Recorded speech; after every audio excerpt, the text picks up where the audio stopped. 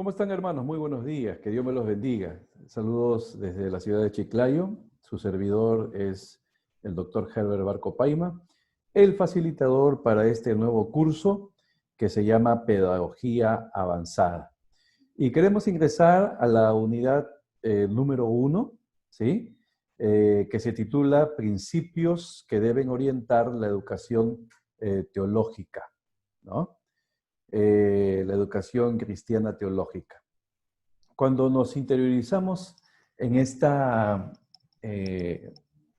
en este acápite del tema, nos preguntamos qué es la educación.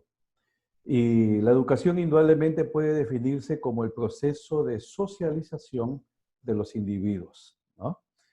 De hecho, que al educarse una persona comienza a asimilar conocimientos, ¿no? Y ese proceso educativo indudablemente se materializa en una serie de habilidades, valores, ¿no? Que producen cambios, ¿no? Intelectuales, emocionales y sociales en el individuo. La definición de educación es muy amplia, pero a la vez también muy generalizada, ¿no? Eh, También podemos decir de que la educación es un proceso multidireccional de transferencia cultural de la cual nos valemos para poder entonces transmitir indudablemente una serie de valores, conocimiento y que a la vez facilita el enriquecimiento personal y ayuda con el mundo exterior, en este caso del educando, ¿no? El objetivo principal de la educación, indudablemente, es el desarrollo integral de las personas. La función de la educación es conservar y transmitir las verdades de maneras sistemáticas, ¿verdad? Y morales que son tan esenciales para el progreso de la sociedad, ¿verdad? Porque al final el objetivo de enseñar no es meramente solo el de comunicar conocimiento, ¿no? A quienes carecen de este, sino que el aprendiz se adueñe indudablemente del conocimiento. Eh, ¿Cuáles son entonces los desafíos que plantea la educación? Ustedes están viendo allí una serie de precisiones tocante a, a estos desafíos de la educación, ¿no? Cuando comenzamos entonces a hacer una serie de situaciones que verdaderamente nos afectan, ¿verdad? En el ámbito social, político, tecnológico, económico, ¿no? Indudablemente son el resultado del desarrollo histórico de los procesos que vienen transformando la sociedad, pero de siglos anteriores, ¿no? Entonces, en ese sentido, en ese trayecto, el sistema educativo juega hoy día un papel muy importante, muy crucial, ¿no? De los nuevos retos sistémicos en la que nos enfrentamos como comunidad, ¿no? Como colectividad a la vez, donde participan muchas veces no solamente la institución familiar y el educando, sino también participan los gobiernos, la ciudadanía, las instituciones públicas y privadas, ¿no? Entonces, siglos atrás, indudablemente la humanidad se ha visto transformaciones radicales, ¿no? En los medios de producción, pasando una economía centrada en la agricultura, ¿no? Sumado a esto, la humanidad, ¿no? Desde los primeros asentamientos conocidos, ¿no? Como la era industrial, por ejemplo, caracterizado indudablemente en los procesos productivos y la revolución científica, ¿no? Pero sin embargo, eh, las situaciones que estamos viviendo, los desafíos que estamos viviendo frente indudablemente al cambio climático que estamos viviendo y calentamiento global, Sumado a eso, los problemas de salud mundial, como el que estamos viviendo, esta epidemia, el crecimiento de la población, las migraciones de las personas del campo a la ciudad, ¿no? Los impactos en el desarrollo de la economía global, la contaminación del aire, los conflictos internacionales de cualquier índole, el hambre y la desnutrición en distintas partes del mundo, las causas de la pobreza, el acelerado tiempo del cambio tecnológico en el mundo, que es muy acelerado, ¿no? El impacto del inclusive envejecimiento de la población, ¿no? La igualdad entre hombres y mujeres y las consecuencias de la tala de árboles, ¿no? De manera indiscriminada. Todas estas situaciones problemáticas hace posible que la educación, indudablemente, se desafíe a seguir monitoreando las situaciones de la vida. ¿Cuáles son entonces los objetivos en el proceso educativo teológico? De hecho, de que el objetivo fundamental del título oficial de grado que se otorga en nuestros seminarios, indudablemente es formar profesionales con un conocimiento amplio de la tarea pastoral en todas sus facetas, ¿no? Llamadas bíblicas, teológica, histórica, pastoral y entre otros aspectos más de la vida ministerial. Entonces, con la finalidad de que nuestros egresados, en ese sentido, puedan tener la capacidad de adaptarse a los cambios sociales, a los cambios culturales, a los cambios científicos, a los cambios tecnológicos, ¿no? Y, por ende, a los cambios sociológicos, ¿no? Como el que estamos viviendo en esta época de pandemia. Entonces, en este sentido, los titulados formados con capacidad de pensar, de analizar y resolver situaciones de todo tipo, recabar información religiosa, pero a la vez también recabar información teológica relevante, ¿no? Entonces, procesarla y aplicarla a la realidad social y espiritual, ¿verdad? Circundante, ¿no? Con capacidad de liderazgo, ¿no? Con capacidad de organización y de gestión a la vez, moralmente responsables, ¿no? Con una adecuada disposición de adaptación a toda una suerte de situaciones de servicio, dispuestos a un aprendizaje permanente, ¿no? Entonces, fortaleciendo entonces a lo que vengo mencionando, tenemos entonces para los egresados de nuestro seminario, indudablemente algunos objetivos generales que tenemos que apuntar, ¿no? Dentro de ello, el conocimiento general y amplio de la teología en todas sus facetas, la preparación en la que pueda desarrollar su enseñanza, ¿verdad? Y una predicación indudablemente basadas en la Biblia, que sean socialmente relevantes y que promuevan el discipulado, ¿no? La adquisición de un correcto conocimiento teológico, teniendo en cuenta indudablemente la teología sistemática, la hermenéutica, las religiones comparadas, la apología y, por ende, la ética. También, en cuarto lugar, la consecución adecuada de la formación teológica práctica, ¿no? Por eso que los estudiantes salen a su año de práctica ministerial, ¿no?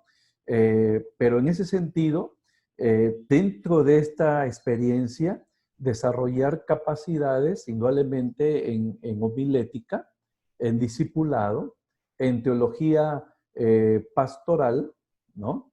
Dirección de iglesia y dirección de la espiritualidad de la iglesia y utilizando un término, ¿cómo diríamos? Globalizado, ¿no?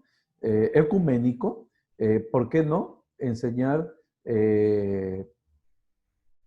la catequesis, ¿no? A través del sistema de discipulado de la denominación, ¿no? A la cual pertenece el estudiante. Aparte de todos estos objetivos generales, de hecho que se pretende también que el estudiante pueda conocer a la población, conocimiento de la población a la que pretende servir, ¿no? En ese sentido, adquiriendo entonces conocimientos de sociología, por eso se enseña introducción a la sociología, ¿no? Historia del cristianismo, historia de la iglesia cristiana, ¿no? Especialmente latinoamericana, ¿no? Historia de las principales religiones y filosofías de las poblaciones a las que se pretende servir espiritualmente.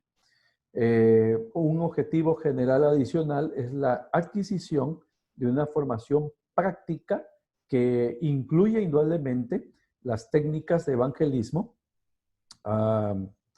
y planificación indudablemente eclesiástica, ¿no? Pero también se suma el dominio de las relaciones públicas, ¿no? Con los medios de comunicación, ¿verdad? Con las autoridades, ¿no? Y otras entidades públicas y privadas. En resumen, en este objetivo, la capacidad de gestión que va a tener el ministro, ¿no? Y por último, la obtención de una correcta visión organizativa, ¿no? Que pueda conocer su institución de manera profunda para indudablemente promover el desarrollo y calidad de vida y unidad de la iglesia, ¿no? Ustedes verán en la pantalla, hay una serie de objetivos generales en ese sentido. Indudablemente lo estamos pasando por desapercibido, pero ustedes van a tener este PowerPoint allí en la plataforma para que puedan profundizar de manera específica, ¿no? Ustedes saben que en este tiempo de video, indudablemente pues estamos realizándolo a manera de vuelo de pájaro, ¿no? En ese sentido. Pero lo que quiero destacar también en esta parte son las competencias, ¿no? La educación teológica plantea algunas competencias muy importantes, ¿sí? Entre ellas tenemos las competencias generales, permítame pasar, luego las competencias cognitivas, las competencias procedimentales y las actitudinales en ese sentido, ¿no? Entonces, cuando hablamos de las competencias generales, voy a mencionar solamente una. Por ejemplo, es la capacidad de adquisición de una cultura extensa y aplicación de los conocimientos teóricos de la condición y de los procesos, ¿verdad? Tiempos y circunstancias de la sociedad actual, especialmente donde va a ministrar, ¿no? Así como de las capacidades lingüísticas para su desarrollo y aplicación, ¿no?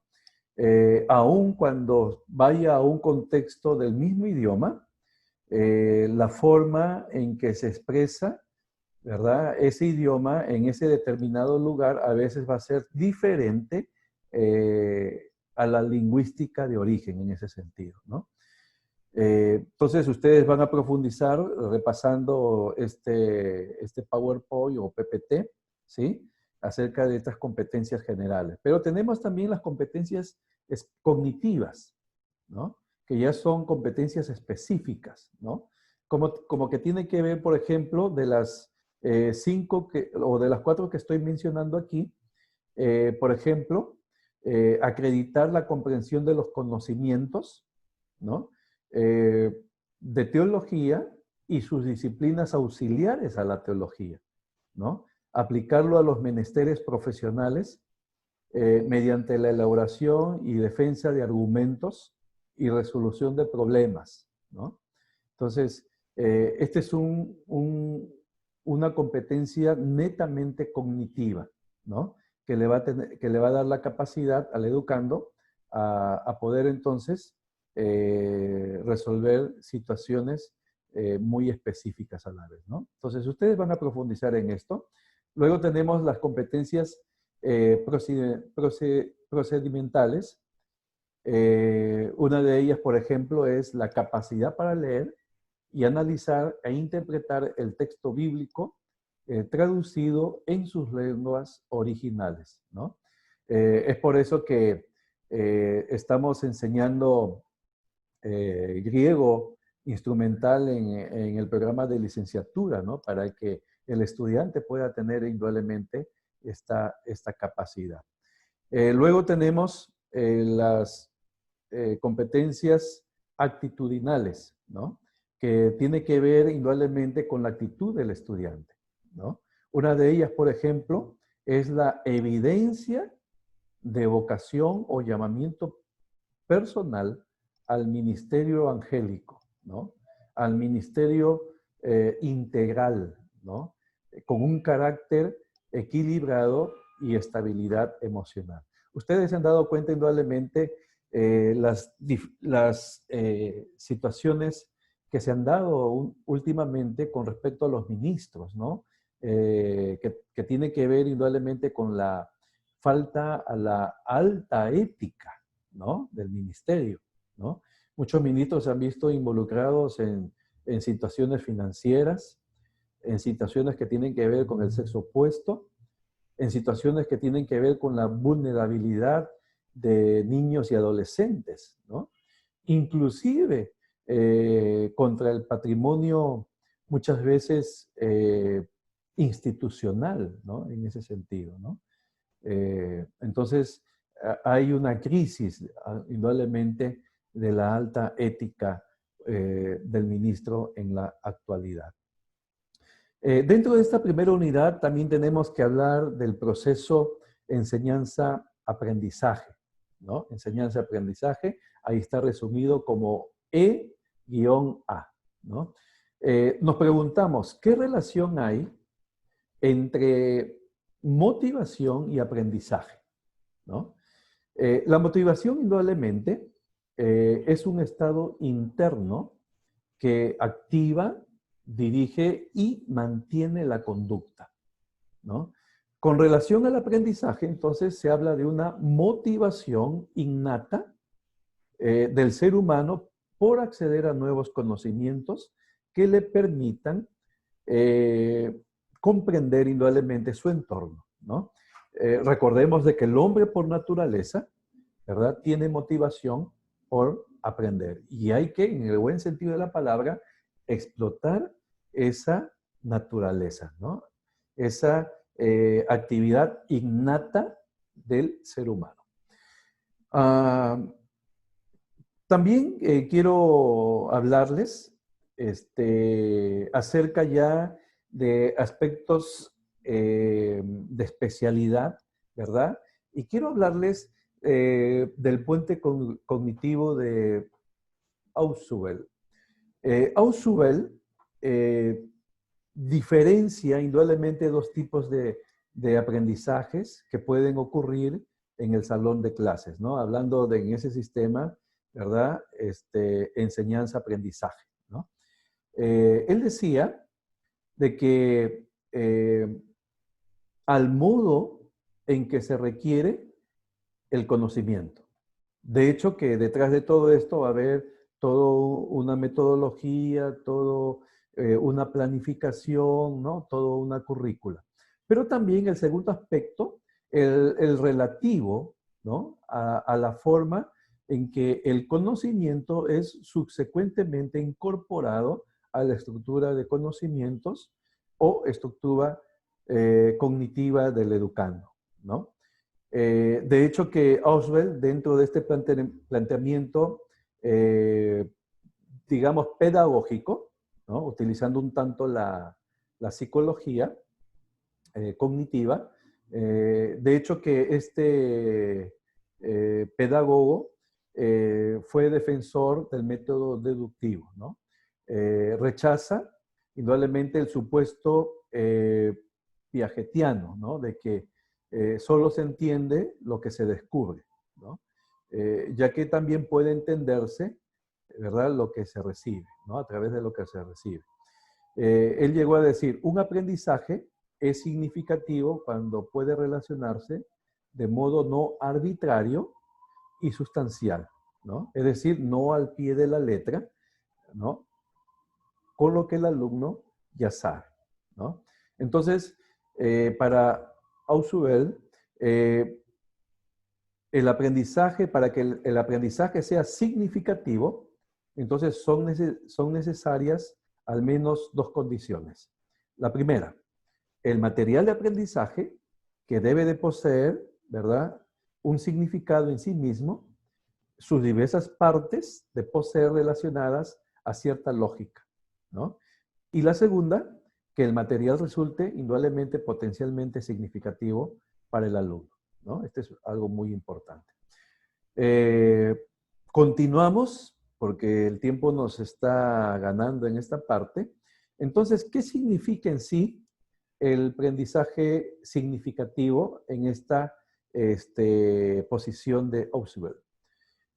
Por lo menos hay 6 características muy importantes. Letra A, presentar la información al alumno como debe ser aprendida en su forma final, es decir, la recepción del aprendizaje. Presentar temas usando y aprovechando los esquemas previos del estudiante. La tercera característica, dar cierta información al estudiante provocando que éste por sí mismo descubra un conocimiento nuevo, ¿no? Un conocimiento nuevo a través del descubrimiento.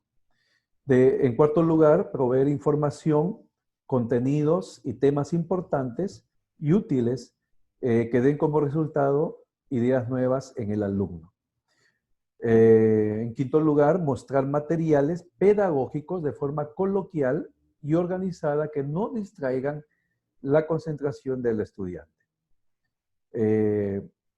Y por último, hacer que haya una participación activa por parte del alumno, ¿no? Entonces, el aprendizaje significativo, entonces, es también una teoría, pero a la vez también una estrategia pedagógica, ¿no?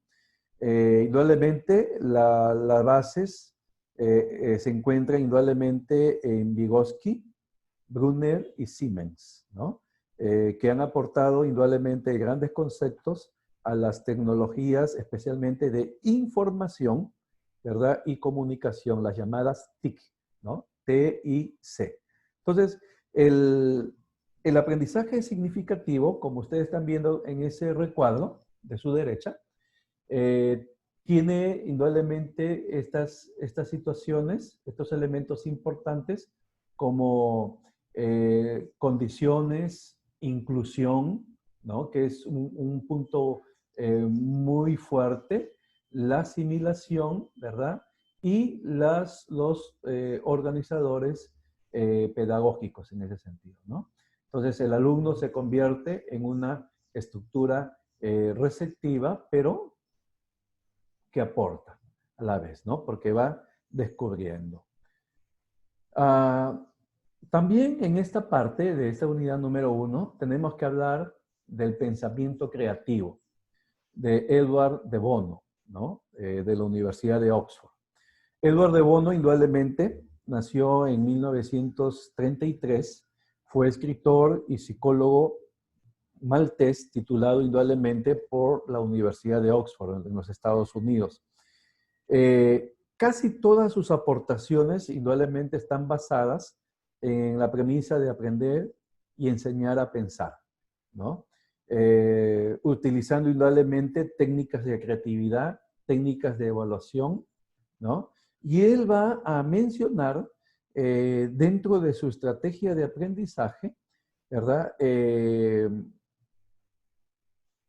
Indudablemente el trabajo, ¿no?, de las 6 colores o tipologías, ¿verdad? Para entonces tener un pensamiento o trabajo en equipo, ¿no? Acerca de los 6 sombreros, ¿no? De los 6 sombreros. Entonces, yo quisiera que a manera de foro podamos interiorizarnos en estos 6 sombreros para pensar, ¿no? O del trabajo en equipo, ¿no? Entonces, este conversatorio lo vamos a tener a través del foro. Pero, sin embargo, Edward de Bono, perdón, indudablemente, pues, también accede al pensamiento literal, ¿no? Va a presentar un postulado del pensamiento lateral. Este pensamiento lateral, indudablemente, fue acuñado aproximadamente en 1967 y que se refiere a la técnica de la resolución de problemas de una manera indirecta y con un enfoque creativo. Entonces, el pensamiento lateral tiene 4 elementos muy importantes. Número 1 es la comprobación de suposiciones. Número 2, hacer preguntas. Número 3, ser creativo. Y en cuarto lugar, indudablemente, tener un pensamiento lógico. Los métodos que utiliza para el pensamiento lateral, indudablemente, son técnicas que llevan justamente a la práctica del pensamiento lateral, ¿no? Número 1, las provocaciones, en la cual se utiliza 3 técnicas: la palabra aleatoria, el escape y la piedra en el camino. El segundo método son las analogías. El tercero es la inversión. La cuarta es el fraccionamiento. Y el quinto son las respuestas idóneas. De seguro que vamos a estar profundizando estos acápites, ¿verdad? Del pensamiento lateral. Allí en la foto que ustedes están notando es el autor, Francisco de Bono, en ese sentido, ¿no? Para que ustedes lo puedan conocer.